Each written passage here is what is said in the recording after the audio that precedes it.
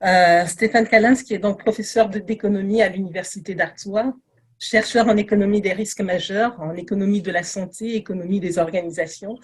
Et là, il est notamment l'auteur justement de nombreux ouvrages sur la thématique du développement durable et des catastrophes naturelles, et aussi membre de l'AVEX.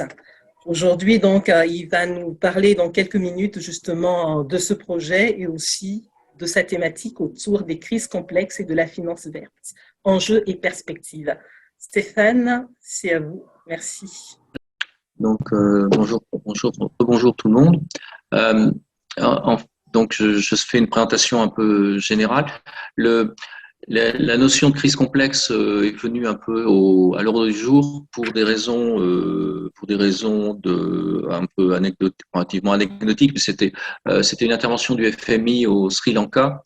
Et le FMI a dit, nous, on va distinguer crise financière et crise complexe. La situation au Sri Lanka a été marquée par un passage de témoin entre un clan familial qui avait occupé pendant 30 ans le pouvoir et qui cédait, qui avait été en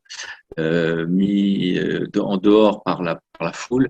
Et par conséquent, le FMI a dit, voilà, nous sommes dans une situation de crise complexe et non pas dans une simple situation de crise financière comme nous sommes. Alors donc, j'ai cherché un petit peu, donc il y a peut-être à savoir s'il y a une vraie cohérence sur cette définition de crise complexe. Je répondrai positivement là-dessus.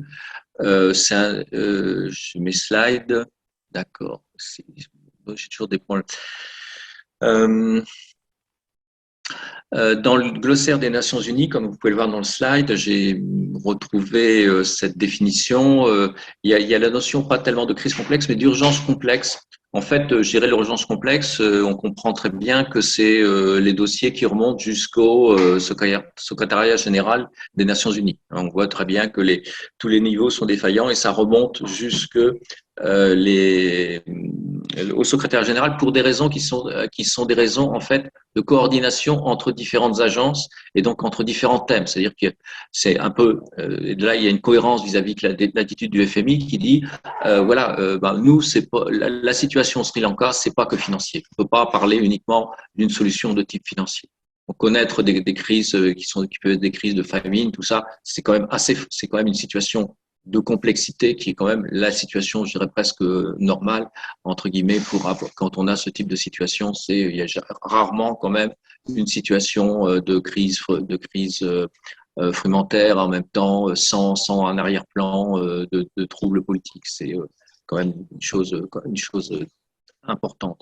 Donc simplement je continue un peu la lecture du terme complexe. En fait, dans ce glossaire, le terme complexe s'oppose au terme chronique, au terme de répétitif. Donc en fait, c'est parce que justement, il y a une situation qui demande un ajustement des coordinations, enfin une coordination et un ajustement au fur et à mesure des agences, des différents secteurs qui interviennent dans ce pays. Alors la définition là des Nations Unies, bien sûr, c'est fait appel à l'idée qu'on a un risque systémique qui est réalisé, c'est-à-dire qu'il y a effondrement total ou considérable de toute autorité en raison d'un conflit interne et externe, et c'est à cause de ça qu'en quelque sorte le dossier remonte jusqu'au bureau du secrétaire général des Nations Unies. Vous avez dans la littérature sur justement crise complexe, pour l'anecdote,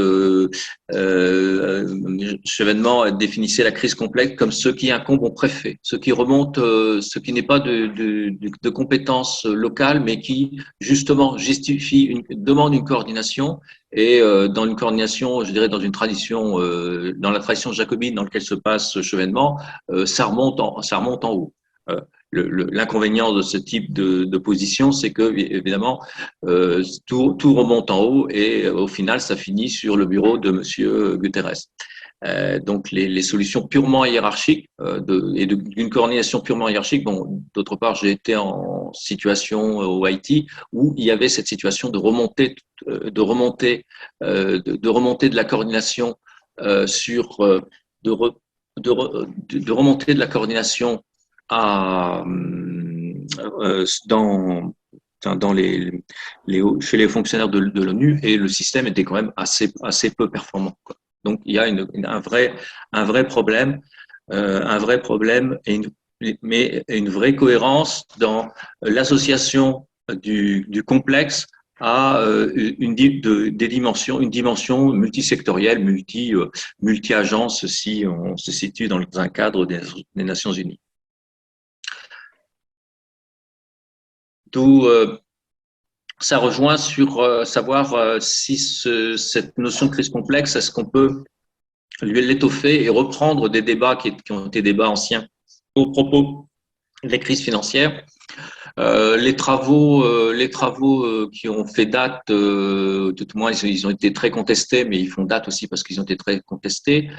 C'est les travaux de Reinhard Rogoff. Carmen Reinhard est actuellement économiste au FMI, donc elle est en poste actuel au FMI. Donc, c'est des travaux qui ont porté essentiellement sur les États-Unis, sur des séries de 2 ou 3 siècles.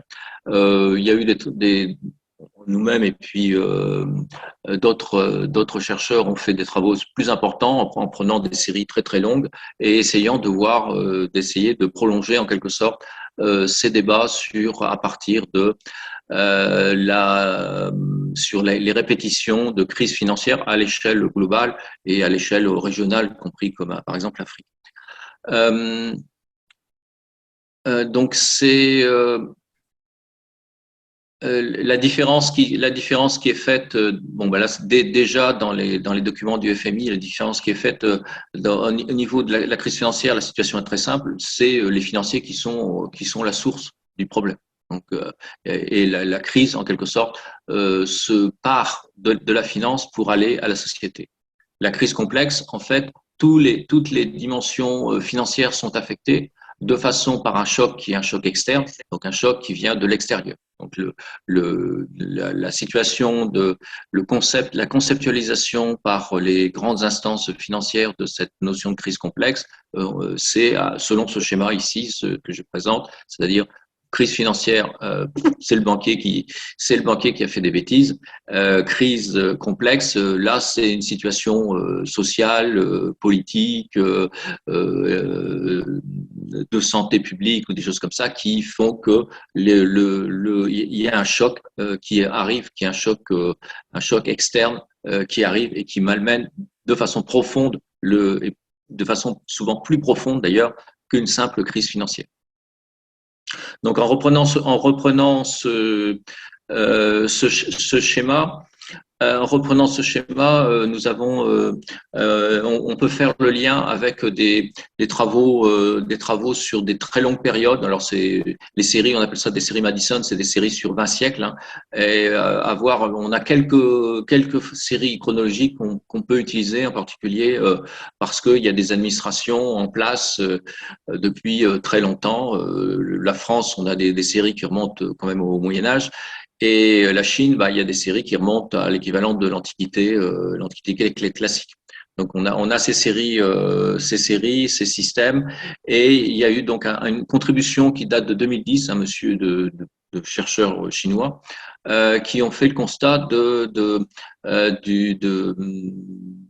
d'une répétition de crises complexes un peu périodiques, à peu près tous les 3 siècles, qui marquent bien sûr les fins de dynasties, et que ces répétitions sont liées quand même à des perturbations de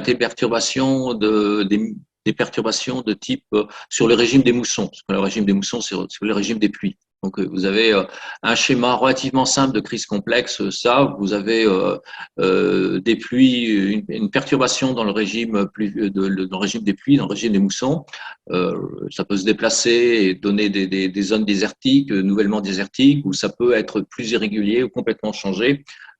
Et ça crée un grand mécontentement du côté du monde agricole qui dépend directement de la pluie, puis il y a une redistribution aussi des gagnants et des perdants dans ce système de nouveau régime de pluie. Ça entraîne des troubles politiques majeurs et la fin d'une dynastie, la fin des grandes dynasties, et ça crée donc un cycle politique très long de l'ordre de 3 siècles qui quelque sorte indique qu'on va avoir ces cycles, des crises complexes qui affectent comme ça qui affectent périodiquement le monde, mais à distance peut-être moins fréquente, heureusement, que les crises financières qui, elles, sont, d'après dans les travaux de Bernard Trogoff, nous donnent un cycle d'une trentaine d'années.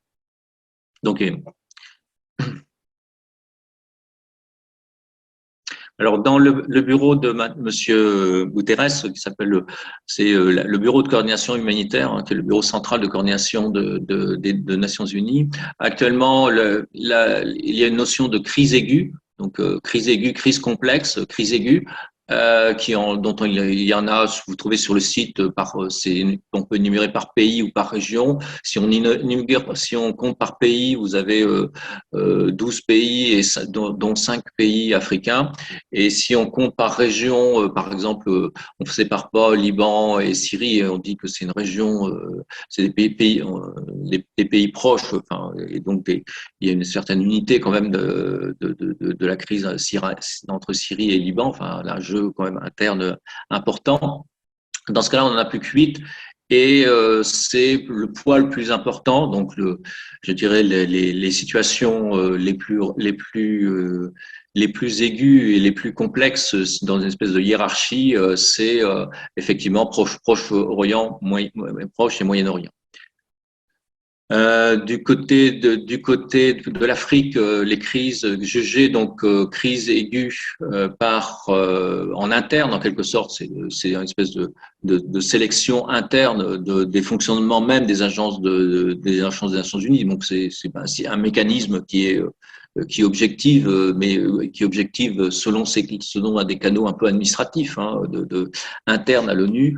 Ça concerne principalement une zone sahélienne très très large d'un côté, et y compris Nigeria, y compris Corne de l'Afrique, donc Somalie, jusque donc vraiment un grand Sud-Soudan, un grand Sahel, je dirais, et puis la République démocratique du Congo. Ensuite, la carte des crises aiguës actuelles, vous avez Haïti, sur lequel j'ai travaillé, Ukraine et Myanmar.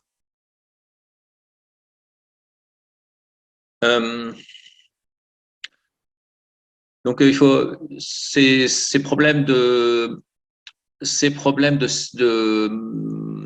alors il y a tout un débat sur les situations d'effondrement, puisque c'est une situation de risque systémique. Donc il y a un effort actuellement important à la fois conceptuel, macroéconomique, de travail, et bien sûr aussi financier, de travail sur ces questions de risque systémique, et en quelque sorte de trouver des réponses adaptées à ces risques systémiques. Le seul résultat probant de la COP27, tout le monde s'est mis d'accord, il faudrait peut-être qu'on fasse un groupe de réflexion pour trouver des formules nouvelles en matière finance verte, finance durable, pour résoudre le problème, parce que de toute évidence, actuellement, on patine un peu, on pédale un peu et ça n'avance pas tellement. Donc il y a ce consensus sur l'insuffisance des moyens, l'insuffisance des techniques actuellement employées, et d'un autre côté, les situations présentes avec, je pense pas qu'il y ait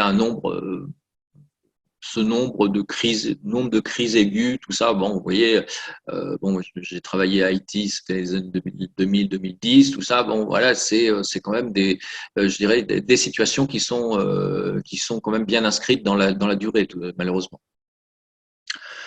Donc par contre, donc vous avez donc tout un travail de littérature sur l'effondrement. Par contre, il y a moins de travail sur la partie les séries chronologiques connaissent donc des décrochages importants, et puis parfois des remontées importantes. Il y a moins de travaux sur le fait que à certains moments les séries, justement, pourquoi ça pourquoi parfois les choses s'arrangent considérablement. Donc, en quelque sorte, vous avez une réflexion sur la résilience La résilience, on s'intéresse seulement très souvent simplement à ce qu'il y a un rebond et que le rebond nous permette simplement de rattraper le truc perdu. Parfois, le rebond est très spectaculaire et il remonte très très haut. Donc, vous avez une marche d'escalier là comme ça qui va aller partir de l'autre côté. Et ça, c'est bien sûr, c'est des situations. Ça peut être des situations intéressantes à réfléchir et pas seulement les situations qui est tout à fait évidemment important de réfléchir sur les situations de forte dégradation. Donc, vous avez bon, les séries chronologiques permettent de travailler sur des économies même non monétaires, et c'est intéressant parce que ça, on a une réponse en crise complexe, on a une réponse non monétaire qui est les dynamiques les dynamiques des systèmes urbains. C'est la reconsidération de la nouvelle hiérarchie qui s'instaure entre les villes, qui est qui fait partie du syndrome de ces crises complexes. Les villes, comme ça, se redessinent. J'ai donc participé, j'avais une discussion avec un monsieur qui travaillait sur le monde hittite. Donc, c'est un monde qui a eu une capitale très importante qui s'appelait Hattusa, et puis pour une interrogation qui laisse une très grande perplexité les archéologues et les historiens. Ce monde hittite disparaît, en fait, il disparaît dans un système, une autre configuration des systèmes urbains. Donc, on a une réponse de système urbain. Simplement, ce qu'on dit, c'est qu'on ne sait pas très bien pourquoi ça se produit comme ça. Ce qu'on sait, c'est que, effectivement, ces crises complexes ont des aspects non monétaires, et ces aspects non monétaires, c'est donc les aspects de redéfinition, de rehiérarchisation interne, en quelque sorte, des villes entre elles. C'est cette dimension-là qui apparaît dans ces études pour avoir des aspects non monétaires.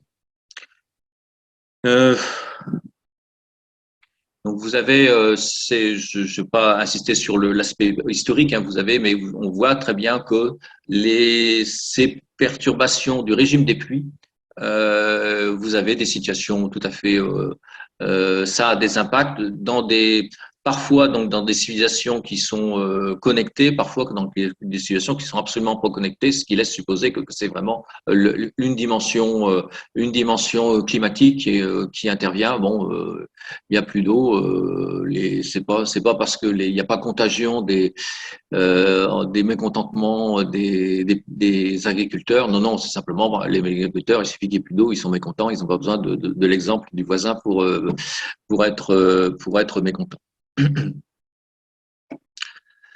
Donc, on verrait au total, pour présenter ces crises complexes, ces dimensions de crise complexe, pareil à l'échelle, donc dans des études qui prennent 20 siècles, le globe dans sa totalité, quoi. Donc des études je dirais à gros grains, hein, grosses choses. Vous avez effectivement, on s'aperçoit qu'il y a des crises complexes. Qu'on retrouve dans les différentes séries et les différents documents exploitables, ce qui indique bien que d'une certaine manière, on l'a pas rêvé, entre guillemets, les crises complexes, ça existe et c'est un concept qui n'est pas creux, quoi. Ce qui est intéressant, donc, ce qui va nous donner comme ce qui va nous donner aussi ça nous donne aussi une réflexion sur les mécanismes de l'endettement public. C'est un peu les problèmes d'endettement public qui sont aujourd'hui d'actualité. C'est un peu pour ça qu'on va rechercher comme ça tout ce qui peut ressembler à une forme d'endettement public. Alors, ce que ça donne, cette mise en perspective historique, mais la chose suivante, c'est effectivement que des instruments tels que le protectionnisme, tels que le recours à l'emprunt public ou l'endettement, le recours à la dette souveraine, ce sont des solutions qui sont imposées, je dirais, il y a justement 300 ans. En gros, le cycle ce grand cycle des crises complexes, la technologie successful il y a 3 siècles, ça a été effectivement le recours à l'endettement souverain, parfois jusqu'à l'excès, dans le cas de la France, et des dispositions qui sont des dispositions protectionnistes qui ont flambé. Mais Stéphane, ceci, juste, il ouais, reste à peu près 4 minutes. Ouais. d'accord. Donc ceci, on revient ces vieilles recettes. Le problème, donc, et j'en reviens peut-être à la conclusion de la COP 27.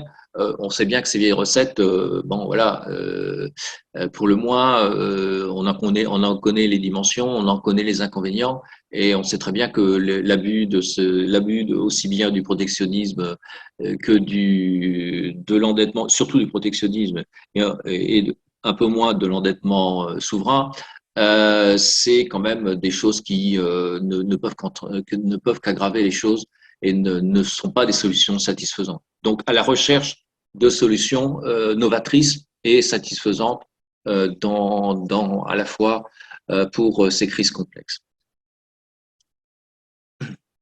Alors, ça, c'était un peu donc, présenter un petit peu. Bon, je travaille sur des réformes qui sont en cours là dans l'Union européenne, bien sûr. Et puis, je pense qu'aussi le thème peut être repris aussi dans l'Union africaine, par d'autres dispositions.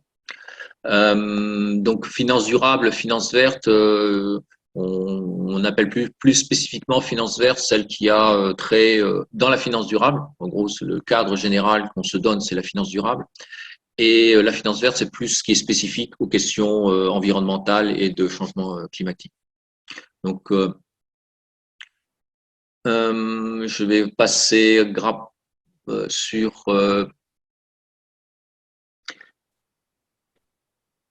donc il y a par des instruments qui ont été mis en. Alors l'idée, ce que j'ai retenu de cette débat sur la finance verte, je crois que c'est une réflexion il y a une réflexion sur le financement de l'Afrique et d'avoir des canaux de financement qui soient en quelque sorte un peu plus gros que la microfinance, mais qui atteignent les populations, qui atteignent donc les agriculteurs, qui atteignent donc des populations qui peuvent être avec des niveaux de vie peu intéressants, qui sont donc peu bancarisés.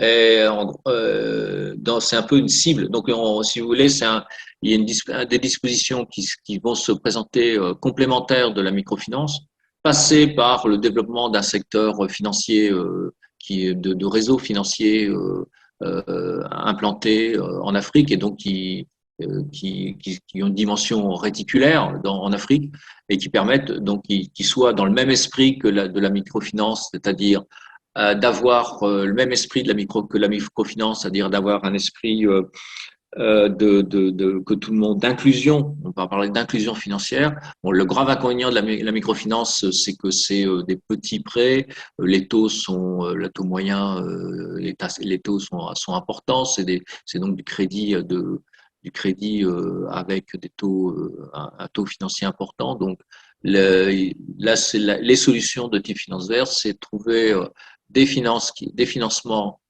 disponibles dans un cadre d'inclusion financière pour les populations en Afrique, et puis d'un autre côté que les taux, que donc cette offre financière soit faite à des taux vraiment bien intéressants et comment dire, bien adaptés aussi aux besoins de financement de l'Afrique qui sont évidemment très importants.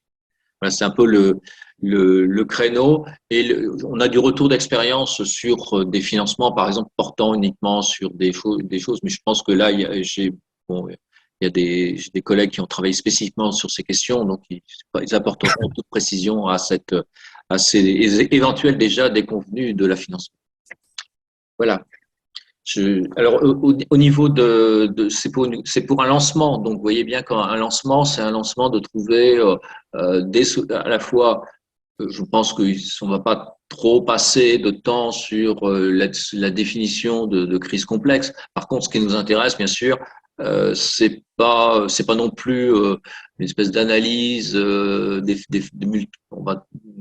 toute crise complexe a des causes multifactorielles par définition. Donc, l'étiologie, ce qu'on appelle donc la genèse de ces crises, c'est pas vraiment ce qui nous intéresse. Ce qui nous intéresse, par conséquent, c'est ce qui nous intéresse, c'est plutôt les solutions, c'est-à-dire les dispositions pragmatiques qui permettent aussi d'écourter en quelque sorte ces situations qui sont surtout insupportables parce que ce qui semble inextricable et qui porte sur des décennies perdues pour des pays. Voilà, c'est bien sûr ce volet-là qui nous intéresse le plus.